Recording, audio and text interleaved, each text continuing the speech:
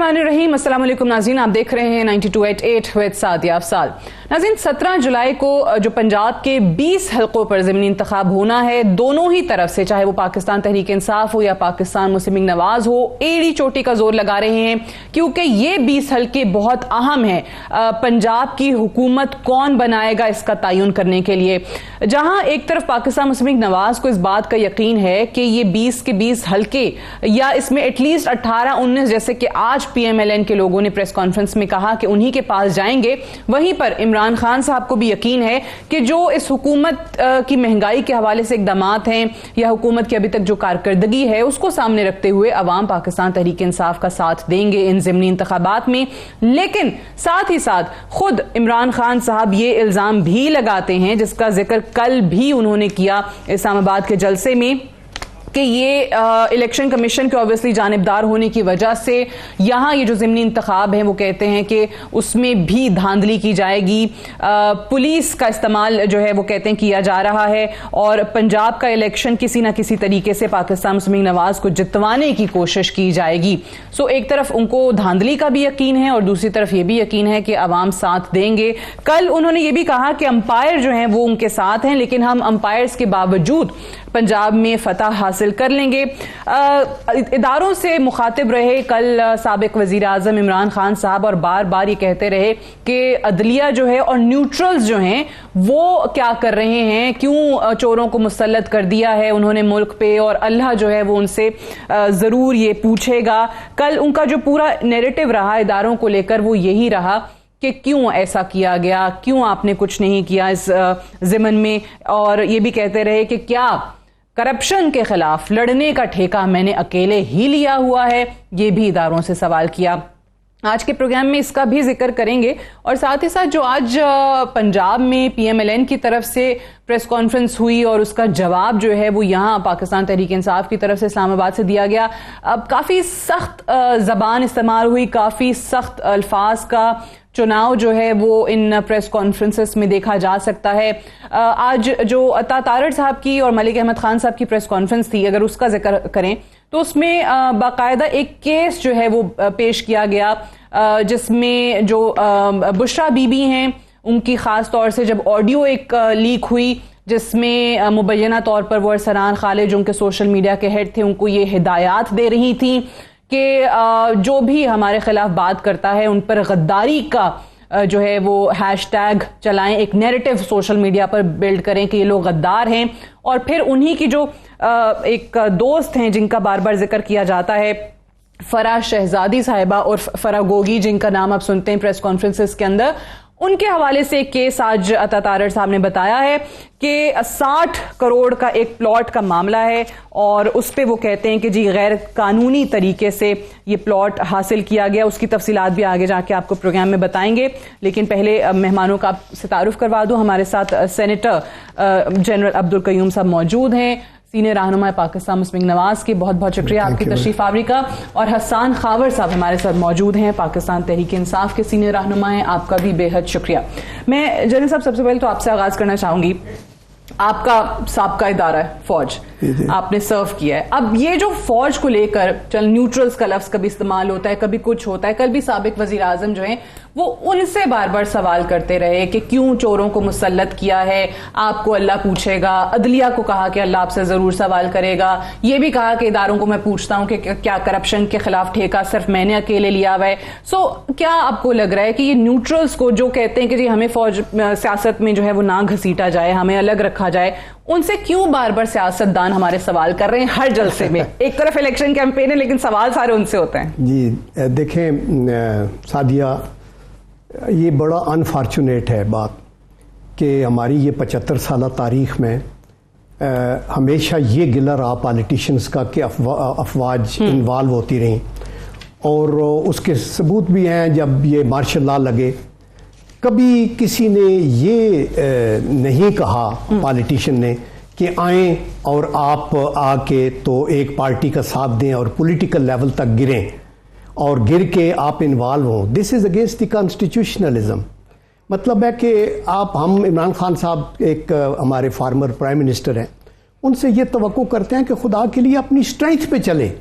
अगर आपके पास एक अच्छा मैनिफेस्टो है اور آپ سمجھتے ہیں کہ پبلک آپ کے ساتھ ہے اور آپ کے پاس ایک ویژن ہے اور آپ آگے ملک کو لے کے جا سکتے ہیں, تو you go to the masses as you are doing. لیکن آپ افواج پاکستان کے ادارے کو کنٹروورشل کیوں بنانا چاہتے ہیں کہ آپ پہلے بھی یہ کہتے رہے, 1 پیج والی بات بار بار کرتے رہے, یہ بھی کہا کہ ہمارے مینیفیسٹو کے پیچھے ہیں. دیکھیں اس سے ادارے کی ساکھ خراب ہوتی ہے.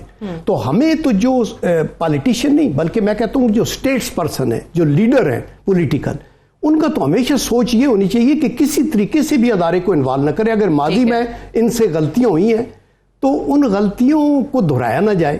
اور ابھی وہ کہتے ہیں جو پوری پی ٹی آئی کا ایک نیریٹو ہے وہ یہ کہتے ہیں کہ جی ہم نے تو نہیں کیا, پی ایم ایل این کے رہنما جو ہیں وہ پریس کانفرنسز کرتے تھے, نام لیتے تھے, سرونگ جنرلز کا نام لیتے تھے اور ان پر تنقید کرتے تھے, لیکن وہی لوگ واپس جو ہیں وہ اقتدار میں آ گئے. اس وقت اب میں آپ کو یہ بتاؤں کہ پی ایم ایل این کی جو لیڈرشپ میں نواز شریف صاحب نے 1-2 دفعہ کہا, اور انہوں نے کیا کہا, انہوں نے کوئی کریکٹر اسیسینیشن یا برا بلا نہیں کہا.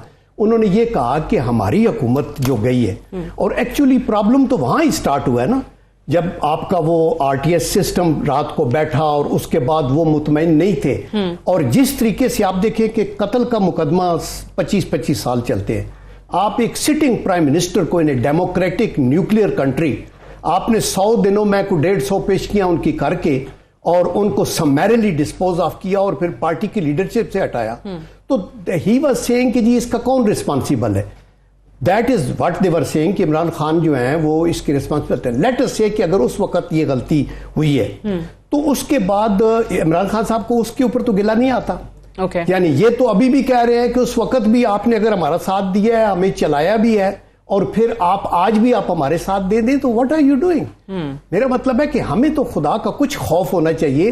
یہ ملک جو ہے اس کا ایک آئین متفقہ بنا ہوا ہے اور اس کانسٹیٹیوشن میں ٹرائکاٹری آف پار کا ذکر ہے, تو اس کے اندر تو مطلب ہے کہ ہمیں ماضی کے اندر جو غلطیاں کی ہیں ان کو ریپیٹ تو نہ کریں. آپ کوشش کریں آئین کے مطابق چلیں, ادارے کو آئین کے مطابق رہنے دیں. دشمن خوش ہوگا اس کے اوپر کہ جب آپ فوج کو ایڈریس کر کے کبھی ان کو نیوٹرل کہہ کے. نیوٹرل کا ورڈ تو خیر وہ زیادہ ہی اب مشہور ہو گیا ہے کیونکہ ہر جلسے کے اندر خان صاحب ذکر کر رہے ہیں. لیکن حسان خاور صاحب, یہ جو بار بار عمران خان صاحب نے جس کا ذکر کل بھی کیا کہ اللہ جو ہے وہ نیوٹرل سے پوچھے گا, عدلیہ سے پوچھے گا کہ ان لوگوں کو کیوں مسلط ہونے دیا, اس حوالے سے کیا کر رہے ہیں, کرپشن کا ٹھیکہ میں نے اکیلے نہیں اٹھایا ہوا, میں اداروں سے یہ سوال کرتا ہوں. سو یہ چیزیں کس طرف جا رہی ہیں, یہ ادارے کو اس وقت کیوں درمیان میں لا رہے ہیں؟ فوج کی طرف سے بھی بار بار جواب آ جاتا ہے کہ جی ہمیں سیاست سے دور رکھیں. اینڈ آئی انڈرسٹینڈ, میں نے آپ نے پتہ نہیں سنا یا نہیں سنا, میں نے جنرل صاحب کے سامنے بھی یہی سوال رکھا کہ بار بار پی ٹی آئی یہ نیریٹو بناتی ہے کہ ہم نے تو نہیں فوج کو سیاست میں لے کر آئے, یہ تو نام لے کر جو لوگ بات کیا کرتے تھے وہ پی ایم ایل این کے تھے. اینڈ آئی ہوپ آپ نے جواب سن لیا ہوگا جنرل صاحب کا. اچھا ساتھیہ, نہیں میں کیونکہ ڈسکنیکٹ ہو رہا تھا تو میں پوری بات نہیں سن سکا ان کی. اچھا. لیکن دیکھیں بات یہ ہے جو خان صاحب نے بات کی, میں آپ کو ایک بات بتاؤں, 2-3 باتیں تو بڑی کلیئر ہیں. ہمارے ملک کی سیاست میں اداروں کا کردار تو رہا ہے, اگر ہم نہ تسلیم کریں تو ایک الگ بات ہے, لیکن ایسا نہیں ہے. اور اس میں بھی کوئی شک نہیں کہ اس کو چینج بھی ہونا چاہیے, اداروں کو سیاست میں نہیں بھی گھسیٹنا چاہیے. لیکن یہ the reality is some where in between. یہ نہیں ہو سکتا کہ ہم اس بات کو تسلیم کرنے سے انکار کر دیں اور اس کے بعد آگے چلیں. اور ظاہر ہے کہ ادارے جو ہیں وہ پھر اپنا ایک کردار ادا کرتے بھی ہیں اور کرنا چاہیے بھی ہے. اور اداروں کے اندر صرف فوج نہیں ہے, اداروں کے اندر آپ کو الیکشن کمیشن آف پاکستان بھی ہے, اداروں کے اندر آپ کی عدالتیں بھی ہیں, اور ہر ادارے کا جو ہے ایک اپنا رول ہے, اور ان کے فیصلوں سے سیاست کے لیے کانسیکوینسز ہوتے ہیں, امپلیکیشنز ہوتی ہیں. تو یہ تو ایک میرا خیال ہے مسلمہ حقیقت ہے, اس میں تو کوئی کنفیوژن نہیں ہونی چاہیے. دوسری بات یہ ہے کہ اداروں کو اگر کسی ایک پارٹی نے باقاعدہ طور پر سیاست میں گھسایا ہے, گھسیٹا ہے, ان کی کردار کشی کی ہے, تو وہ پارٹی تو سب کے سامنے ہے. لیکن مسئلہ یہ ہے کہ مجھے لگتا ہے کہ ہماری میموری جو ہے وہ ویک ہے. ہم بالکل 1-2 سال پہلے کے مسلم یونین کے جلسے بھول ہی گئے. کیا وہ باتیں کرتے رہے, کس طرح سے وہ لوگوں کے نام لے کے ان کے اوپر کردار کشی کرتے رہے. تو ان سب باتوں کو سامنے رکھتے ہوئے آگے چلنا ہے نا. یہ تو نہیں ہو سکتا کہ ہم بالکل ماضی سے اپنے آپ کو ڈسکنیکٹ کر دیں. اور یہ بھی بات ٹھیک ہے کہ جب نیشنل سیکیورٹی پالیسی جو ہماری گورنمنٹ نے دی تھی اور تمام اداروں سے مل کے دی تھی, تو اس نیشنل سیکیورٹی پالیسی کا ایک بڑا اہم پلر تھا اکنامک سیکیورٹی. تھا کہ نہیں تھا؟ کیونکہ آپ کے ملک کی جب اکنامک سیکورٹی امپیکٹ ہوتی ہے تو نیشنل سیکورٹی امپیکٹ ہوتی ہے. تو اگر ایک بیک ڈور سے, ایک انفیئر مین سے, لیول پلینگ فیلڈ کے نہ ہونے سے اگر کچھ لوگ آئیں and they play havoc with the economy, جو ہو رہا ہے, پہلے تو یہ ہمارا بیانیہ تھا نا, اب تو 2 مہینے کا لوگوں کے سامنے شواہد موجود ہیں کس ملک کے ساتھ کیا ہو رہا ہے. تو ظاہر ہے کہ صورتحال کے اندر ہر شخص کا, ہر ادارے کا, ہر ایک کا کردار بنتا ہے. اچھا, یہ بڑی انٹرسٹنگ بات ہے کہ جنرل صاحب یہ چیز اپنی جگہ پر موجود ہے, ٹھیک ہے, جو کچھ ہوا ان کو اعتراض ہیں, وہ اداروں سے سوال بھی کرتے ہیں, لیکن اگر آپ لوگوں نے کیونکہ خود والنٹیئر کیا تھا حکومت بنانے کے لیے, خود تحریک عدم اعتماد لے کر آئے تھے, آپ جانتے تھے ہر جلسے میں پی ایم ایل اے نہیں کہتی تھی کہ ملک کے حالات بہت برے ہیں, خان صاحب نے یہ کر دیا ہے, اگر یہ خان صاحب مدت پوری کر گئے اپنی حکومت کی تو اکانومی کا پتہ نہیں ستیہ ناس ہو جائے گا. لیکن اب یہ جو 2 مہینوں کے اندر اکانومی کے ساتھ ہو گیا ہے, اگر ایسا نہ ہوتا تو شاید آپ کا جو بیانیہ ہے وہ زیادہ مقبول ہو جاتا. لیکن یہ جو مہنگائی ہو رہی ہے جس کی وجہ سے شاید پی ٹی آئی کا لوگ نیریٹو بائی کر رہے ہیں کہ جی یہ تو آئے ہی اکانومی کو تباہ کرنے کے لیے ہیں. یہ دیکھیں, یہ جو مہنگائی ہے یا معاشی مشکلات ہیں, جی, یہ کنٹینیوٹی ہے آف دیٹ 4 years کا فیلڈ رول جو ہے اس کی. آپ یہ دیکھیں کہ آپ جب ان کے کچھ پوائنٹس ہیں جس کے اندر وہ کہتے ہیں ہم نے ایکسپورٹ کو بڑھایا, یو میں ایکسیپٹ دیٹ, چونکہ ایکسپورٹ تو نارملی نہیں اتنی بڑی جتنی ان کا آئی ٹی کے اندر ان کا 6 بلین کا تھا, گڈ ہے, ریمیٹنسز زیادہ ہوئی, لیکن بات جو میٹر کرتی ہے وہ آپ کا بیلنس آف پیمنٹ کا ایشو ہے. آپ نے جتنے ڈیٹس لے لیے, ابھی جب یہ اس کولیشن نے ٹیک اوور کیا تو $10.4 بلین کا ریزروز تھے, ٹھیک ہے, لیکن آپ کی امیڈیٹ جو آپ نے پیمنٹ کرنی ہے وہ $15 بلین کی ہے, اور آپ آئی ایم ایف کے ساتھ جو معاہدہ کیا اس کو آپ ڈیفالٹ بھی اپنے طور پہ کر رہے, آپ you not listening to them, آپ بلکہ قیمت کم کر رہے تھے. آپ کے سرکولر ڈیٹ یعنی الیکٹریسٹی کا الون 1100 ارب سے 2400 یا 2500 ارب روپے ہو گیا. آپ کا گیس کا 350 بلین سے 1400 بلین ہو گیا, اور آپ کا پی ایس او کا جو ہے 200 بلین سے 1000 بلین ہو گیا. تو یہ تو ٹرینڈ ایسے جا رہا تھا. آئی ایم ایف سے اگر آپ ان کے بات نہیں مان رہے تھے تو ڈیفالٹ تو ہو جانا تھا. تو دیٹ از دی ریزن کہ پارٹیوں نے اپنی ساکھ کو داؤ پہ لگا کے بھی یہ ایفرٹ کی کہ ہمیں ملک کو بچانا ہے. بٹ وہ یہ کہتے ہیں کہ ٹھیک ہے, ہم جو ہے وہ پچھلے 2.5 سال سے آئی ایم ایف کے پاس جا بھی رہے تھے, ان سے قرض مانگ بھی رہے تھے, لیکن ساتھ ہی ساتھ جو آپ نے کہا کہ ان کی تمام شرائط نہیں مان رہے تھے, ٹھیک ہے, کیونکہ ہم چاہتے تھے کہ عوام کو کسی نہ کسی طرح ریلیف کی بات نہیں, آپ نے لکھ کے ایک معاہدہ ان سے کیا, تو آپ کہہ رہے ہیں کہ وہ 100% اس پہ آپ نے دیکھیں نا, انٹرنیشنل جو مانیٹری انسٹیٹیوشنز ہیں ان کے ساتھ یہ پہلی دفعہ تو نہیں ہے نا, 22 پہلے شاید ہو چکے ہیں, تو آپ کو you have to honour that نا بین الاقوامی سطح کے اوپر. اینڈ یو نو کہ آج کی انٹرنیشنل کلائمیٹ کیا ہے.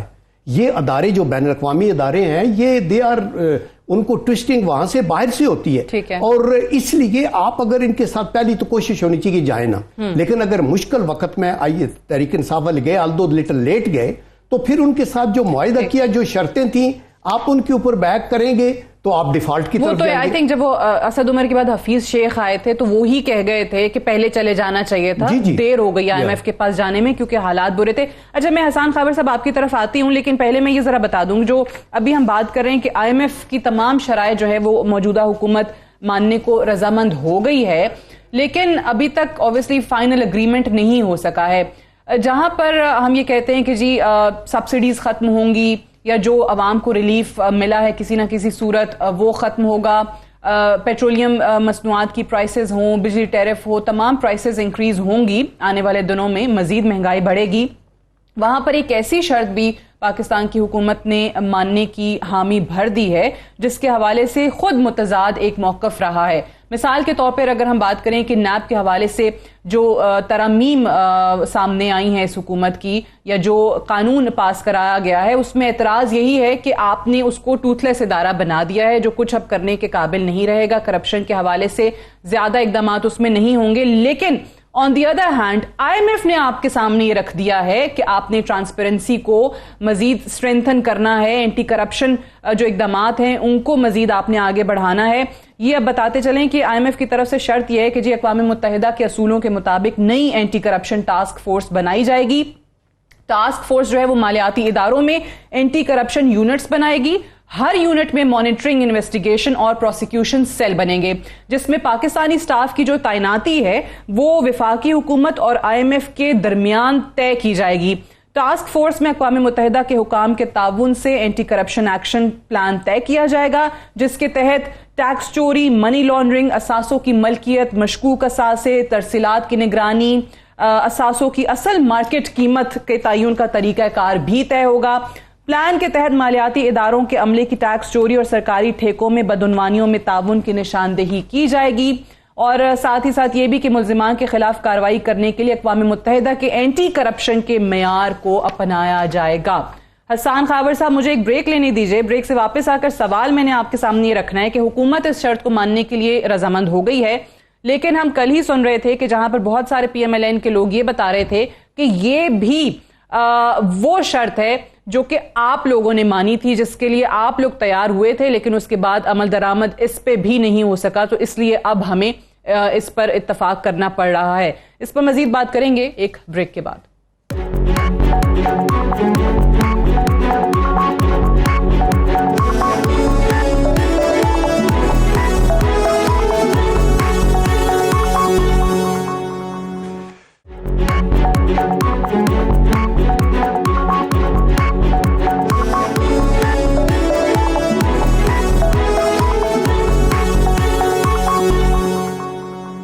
वेलकम बैक प्रोग्राम में एक बार फिर से खुश आमदीद। हसन खावर साहब, आपसे सवाल यही है कि ये जो चीज़ें IMF की ये शराइत, स्पेशली एंटी करप्शन के इक़दामात को लेकर इस हुकूमत को माननी पड़ रही हैं, वो यही कहते हैं कि जी हमने तो IMF को कहा था कि ये आपका मैंडेट नहीं है, आपके दायरा कार में नहीं आता, लेकिन जवाब यही मिला कि ये भी वही शर्त है जो PTI ने उनके साथ तय की थी। PTI ने एग्री किया था कि हम एंटी करप्शन इंस्टीट्यूशंस की इफेक्टिवनेस को बढ़ाएंगे और फिर ये इक़दामात नहीं हो सके। अच्छा देखिए, मुझे पहले तो ये बताएं कि ये लोग गवर्नमेंट में किस लिए आए हैं। इसलिए आए हैं कि PTI की मुआहदे पे अमल दरामद करवा सकें। यानी ये तो कोई और बातें करते रहे थे 2.5-3 साल। तो अगर हमारे ही मुआहदे पे इम्प्लीमेंटेशन करवानी थी तो इसके लिए इनको आने की क्या ज़रूरत थी। देखें, इस तरह की बातों से आवाम को मिसलीड नहीं किया जा सकता। दूसरी बात ये है कि सोचने की बात ये है कि IMF ने आपको जो जो कहा आपने मान लिया। पेट्रोल की कीमत में इस कदर इजाफा और डीजल की कीमत में, बिजली के नर्ख में, टैक्सों में, बजट, हर चीज़ उनकी मान ली, तो ये करप्शन के बारे में कानून में तरमीम या टास्क फोर्स बनाते हुए इतनी तकलीफ क्यों हो रही है। यहीं पे इसी पे तो बात फंसी हुई है। और मसला क्या है, उनको पता चल गया है और IMF को नज़र आ गया है कि ये जो गवर्नमेंट है इसकी क्या प्रायोरिटीज़ हैं। क्या आते ही इन लोगों ने, इनका प्लान ये नहीं था जो हम पहले दिन से कह रहे हैं, और आते ही इन्होंने क्या किया, नैब के कानून में तरमीम की, 1100 अरब का टीका लगा, आते ही ओवरसीज पाकिस्तानी के वोटों वाला इशू हुआ। देखें, मैं आपको एक बात बताऊं, जनरल साहब ने जो बातें की इकोनॉमिक इंडिकेटर्स के हवाले से, उसमें कोई शक नहीं, पाकिस्तान का डेट टू GDP भी जितना होना चाहिए उससे बहुत ज़्यादा है। हमारे सर्कुलर डेट के मसाइल भी हैं, बैलेंस ऑफ पेमेंट के भी हैं, हम इम्पोर्ट्स डिपेंडेंट भी हैं। एक ही तरीका है, एक्सपोर्ट्स बढ़ाएं जो कि हम बढ़ाते रहे।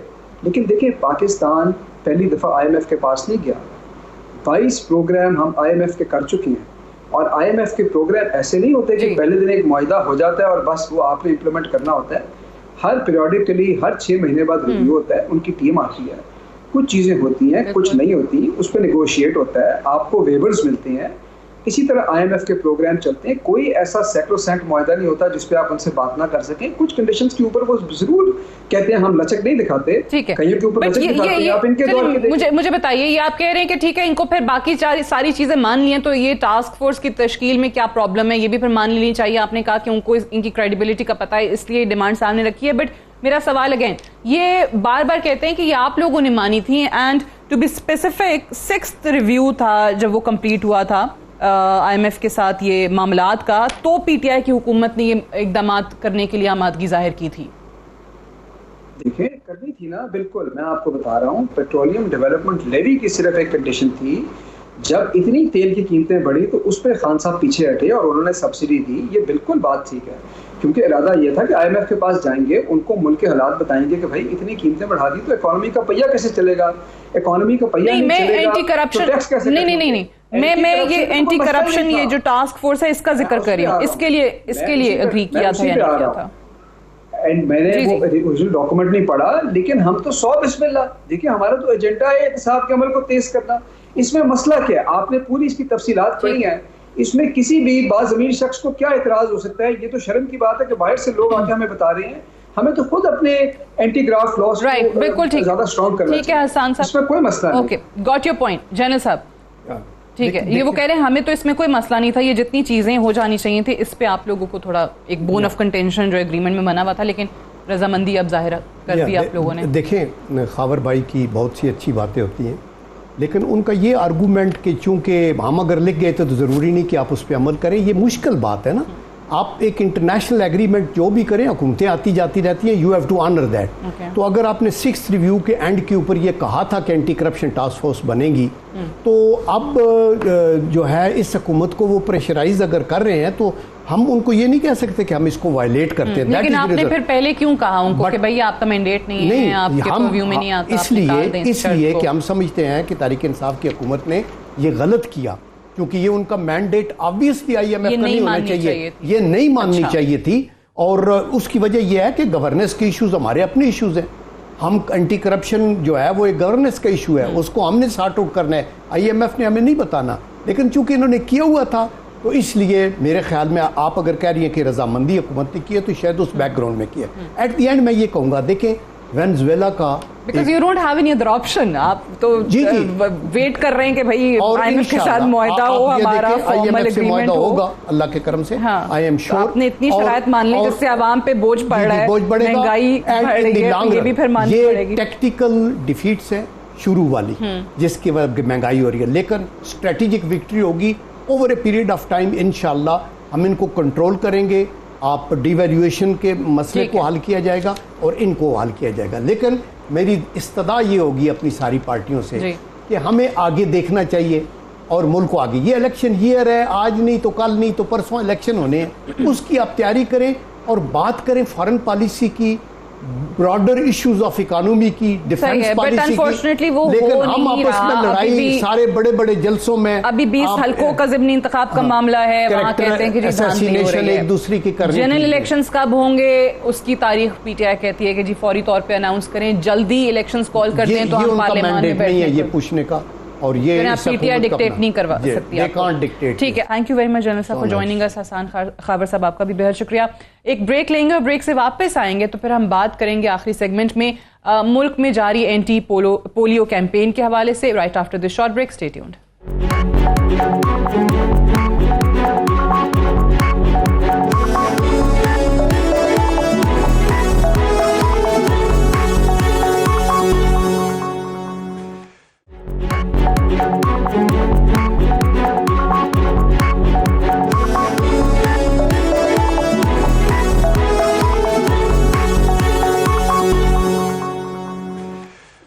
Welcome back. پروگرام میں ایک بار پھر سے خوش آمدید. اس پروگرام میں ہم ہر کچھ عرصے کے بعد جب بھی ملک میں پولیو جیسی بیماری کے خلاف کیمپین چل رہی ہوتی ہے, ہماری کوشش ہوتی ہے کہ عوام کو اس حوالے سے آگہی فراہم کریں, اپنا جتنا کردار ہو سکتا ہے وہ اس میں ادا کریں, اور آج بھی اسی حوالے سے بات کریں گے.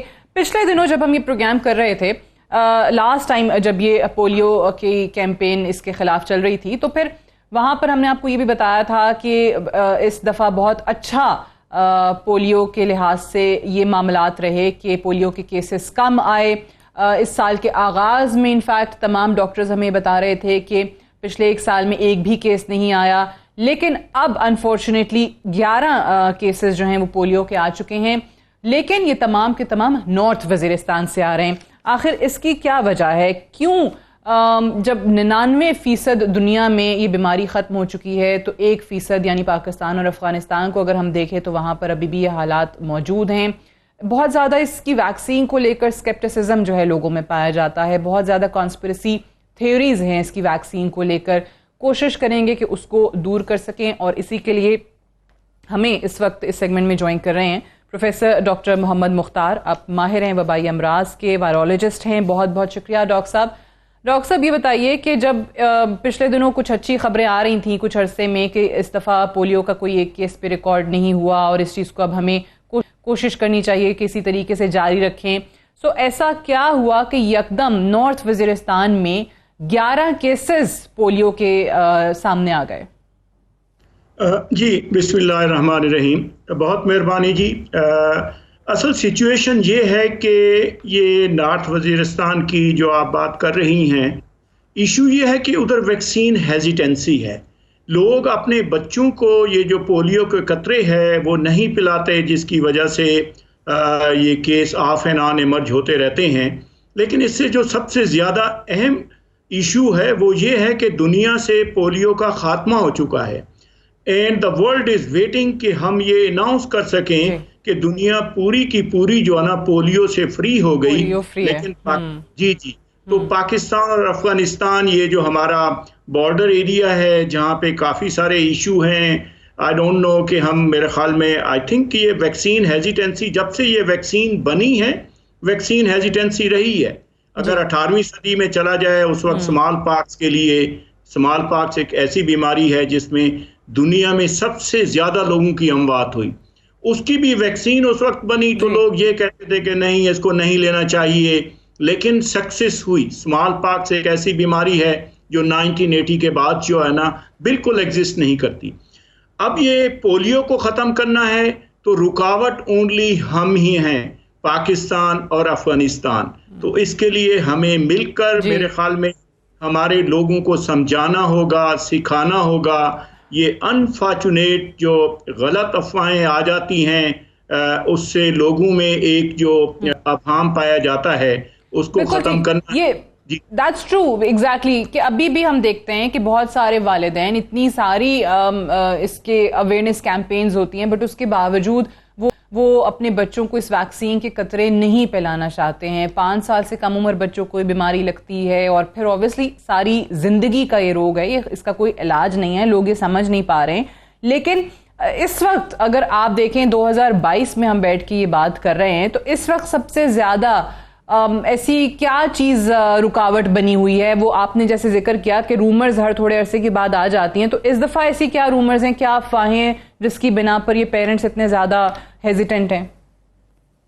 جی سب سے زیادہ جو ہے نا ایک ایشو جو کہ پاکستان میں چلتا رہا ہے وہ یہی ہے کہ یہ جی کوئی ایسی چیز ہے جس سے جو ہے نا بچے جو ہے نا ان کا ریپروڈکٹیو سسٹم جو ہے نا وہ ڈسٹرائے ہو جاتا ہے، یا ان کے بچے نہیں ہوں گے جب وہ بڑے ہوں گے.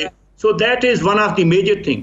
لیکن میں آپ کے پروگرام کے توسط سے میں ان سب پیرنٹس کو ایک بہت ہی اہم میسج دینا چاہتا ہوں. وہ یہ ہے کہ دنیا میں پولیو کی 2 ویکسین ہیں، ایک انجیکٹیبل ویکسین ہے اور دوسری یہ ہے لائیو ایٹینویٹڈ، یہ جو ہم قطرے پلاتے ہیں.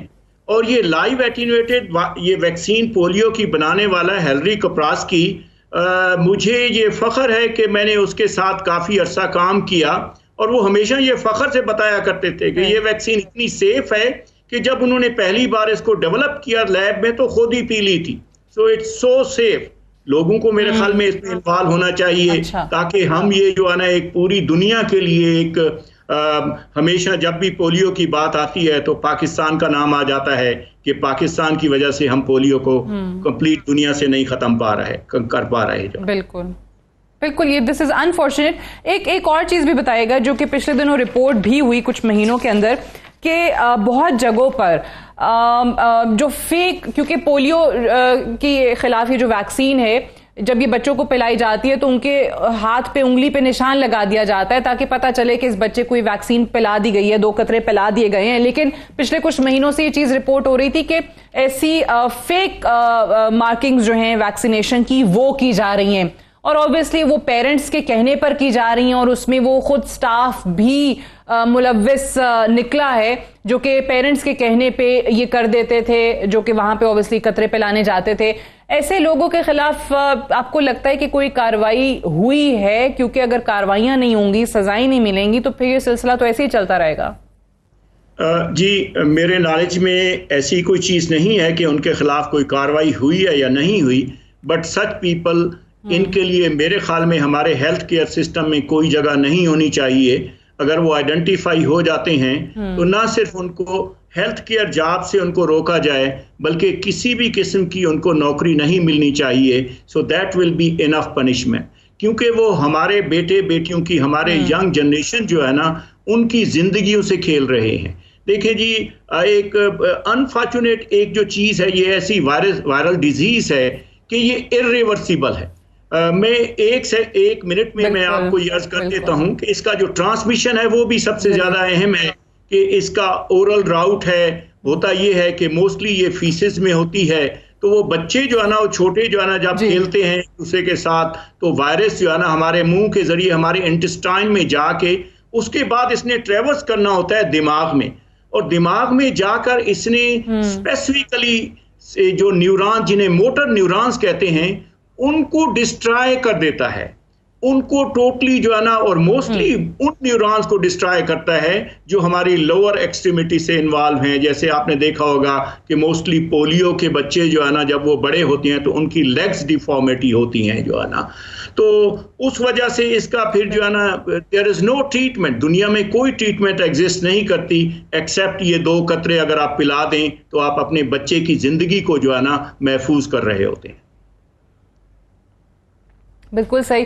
یہ یہاں پہ اوبویسلی ہم نے ذکر کیا ہے ان لوگوں کا جو کہ جو ڈور ٹو ڈور کیمپینز جب ہو رہی ہوتی ہیں تو کہیں نہ کہیں ایسے علاقے جہاں پر والدین تیار نہیں ہوتے, آمادہ نہیں ہوتے اپنے بچوں کو ایک قطرے پلانے کے لیے, تو وہاں پر بہت سارے سٹاف جو ہے وہ اپنے نمبرز یا اپنا ڈیٹا پورا کرنے کے لیے وہ فیک مارکنگز جو ہیں وہ کر دیتے ہیں کہ جی اس بچے کو پلا دی گئی ہے, حالانکہ اصل میں وہ ویکسین نہیں پلائی جاتی. تو یہ ڈاکٹر صاحب صحیح کہہ رہے ہیں کہ ایسے لوگوں کی کوئی جگہ نہیں ہے اس پروفیشن میں, but at the same time ان لوگوں کو بھی میں ضرور یہاں پہ خراج تحسین پیش کرنا چاہوں گی جو کہ ایسے ایسے علاقوں میں جاتے ہیں جہاں پر سیکیورٹی کے ان کے کنسرنز ہوتے ہیں, جہاں پر موسم بہت زیادہ شدید ہوتا ہے, جہاں پر کٹھن راستے ہوتے ہیں, but at the same time وہ جاتے ہیں, اپنی فرائض سر انجام دیتے ہیں, اپنی ڈیوٹی پوری کرتے ہیں, گھر گھر جاتے ہیں اور ان بچوں کو قطرے پلاتے ہیں. سو وہ بھی بہت ان کو خراج تحسین پیش کرنے کی یہاں پر ضرورت ہے.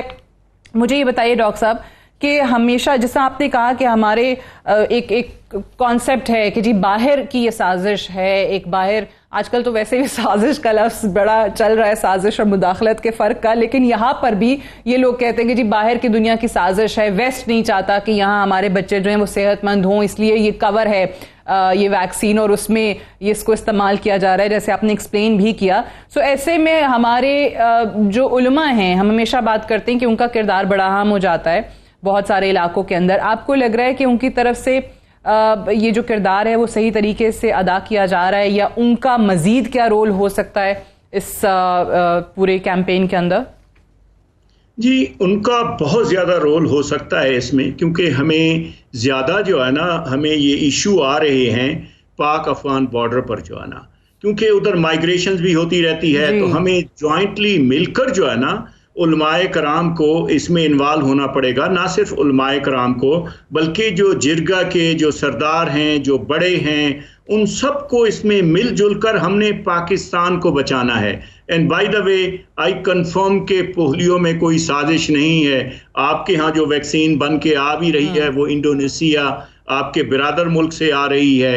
اور اس کے ساتھ ساتھ میں ایک سجیشن بھی دینا چاہوں گا, میرے خیال میں یہ وقت آ گیا جائے کہ پاکستان کو ہر صورت میں اب انڈیجنائزیشن کرنی چاہیے, خاص طور پر ویکسین مینوفیکچرنگ میں, کیونکہ ابھی جو ہم نے سبق سیکھا ہے یہ کووڈ سے monkeypox and lot more other viruses جو ہے نا.